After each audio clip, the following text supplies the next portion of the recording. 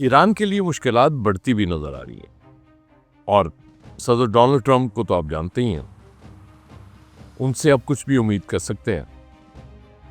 ये बताया गया है कि उन्होंने ब्रीफिंग भी ले ली इस हवाले से कि अगर ईरान के खिलाफ कोई कार्रवाई करनी है, और वो बार बार ये धमकाते भी हैं ईरान को कि मैंने अब कार्रवाई की तब की। उसके बाद कल एक डेवलपमेंट हुई, मुज़ाकरात की बात हुई।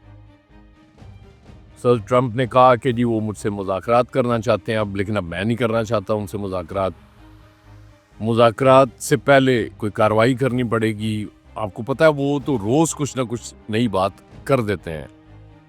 अलबत्ता ईरान ने भी ये एतराफ़ किया है कि वो मुज़ाकरात और जंग दोनों के लिए तैयार है। मतलब उनकी तरफ से भी ये ऐलान आया, यानी कि अगर ट्रंप मुज़ाकरात करना चाहे तो वेल एंड गुड, वरना फिर जंग का ऑप्शन तो है ही, और जंग उन्होंने पहले लड़ी भी है। ईरान में अलबत्ता मुजाहरे काबू से बाहर होते जा रहे हैं।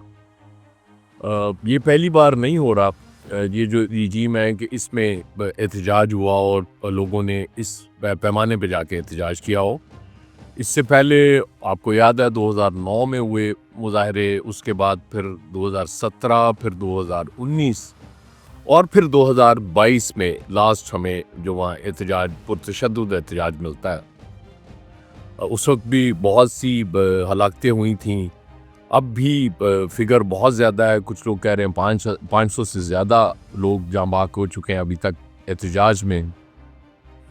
अब बाकी तो एहतजाज अपनी जगह हैं, लेकिन कहते ही हैं कि जो अगर सबसे बड़ा एहतजाज जिसमें समझा जाए, जिससे मुवाजना किया जा सकता है मौजूदा हालात का, वो 2022 का एहतजाज है। रज़ा पहलवी तैयार बैठे हुए हैं अमेरिका में। एक तो वो वज़ीर आज़म या सदर जो भी उनको बनाया जाएगा उसके लिए तैयार है। मेरा नहीं ख्याल कि ईरानी अवाम इस वक्त दोबारा बादशाहत की तरफ जाना चाहेंगे, क्योंकि उनके वालिद तो ज़ाहिर है बादशाह थे, तो वो बादशाहों वाली ज़िंदगी तो गुजार रहे हैं वहाँ अमेरिका में बैठ के, और अब वो हिमायत भी कर रहे हैं इन मुजाहरों की, और भी कुव्वतें बाहर से बैठ के इन मुजाहरों को आगे बढ़ाना चाह रही। डोनाल्ड ट्रंप के बारे में तो आप जानते ही हैं कि वो नोबेल इनाम जब से नहीं मिला तो मेरा ख्याल है उन्होंने सोचा कि अब किसी को छोड़ना नहीं है, किसी मुल्क को, बस ऐसी की तैसी जहाँ मौका मिलेगा मैं हमला करूँगा। और फिर वो आपको पता है जंगें रुकवाने का क्रेडिट लेते हैं, फिर करोड़ों इंसानों की ज़िंदगियाँ बचाने का क्रेडिट लेते हैं, और उसमें वो गवाही हमेशा एक ही पेश करते हैं, हमारे प्राइम मिनिस्टर जनाब शहबाज शरीफ साहब की। देखें, शहबाज शरीफ साहब ने भी ये कहा था कि मैंने 1 करोड़ लोगों की जान बचा ली है, तो ये मेरा बहुत बड़ा क्रेडिट है। वेनेजुएला में आपने देखा जो उन्होंने किया, वहाँ से सदर को एलिया स्मिथ उठा के अमेरिका ले गए। ये डोनाल्ड ट्रंप ही कर सकते हैं। और अब उन्होंने कल ही ऐलान किया है कि मैं अब उसका कायम मुकाम सदर हूँ वेनेजुएला का। तो क्या बात है, कमाल है।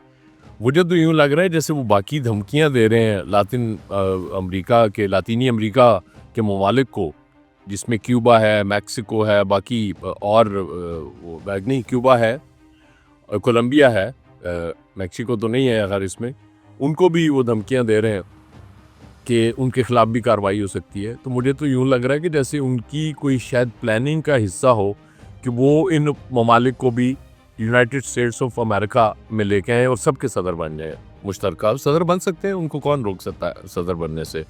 ट्रंप जो हुए, इसीलिए तो डोनाल्ड ट्रंप कहा जाता है उनको। ईरान के लिए अलबत्ता मुश्किलात इस हवाले से बढ़ रही हैं कि वो अब रिजीम चेंज की कोशिशें हो रही हैं वहाँ। वो चाह रहे हैं कि रिजीम चेंज हो जाए, जो यकीनन इस खित्ते के लिए अच्छा नहीं है। हमारी गवर्नमेंट भी नहीं चाह रही कि ईरान में कोई इस तरह से चेंज आए। आप रज़ा पहलवी का आके बैठने का मतलब ये है कि वहाँ अमेरिका बैठ जाएगा, और वो चाइना, रशिया, पाकिस्तान और हमसाया ममालिक के लिए भी कोई अच्छी खबर नहीं होगी। इसलिए कोशिश यही होनी चाहिए कि कोई इस तरह का हल निकाल लिया जाए, ईरानी गवर्नमेंट भी मुज़ाकरात की तरफ चली जाए और उसका कोई अच्छा हल निकाल लिया जाए, लोगों को मुतमईन कर दिया जाए।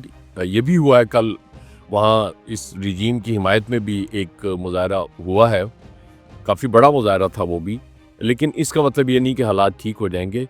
ये सबके सोचने की बात है, ईरान के भी और बाकी खित्ते के ममालिक को भी, इसमें अपना किरदार अदा करना चाहिए, क्योंकि ये ठीक नहीं होगा अगर अमेरिका यहाँ आके बैठ जाता है।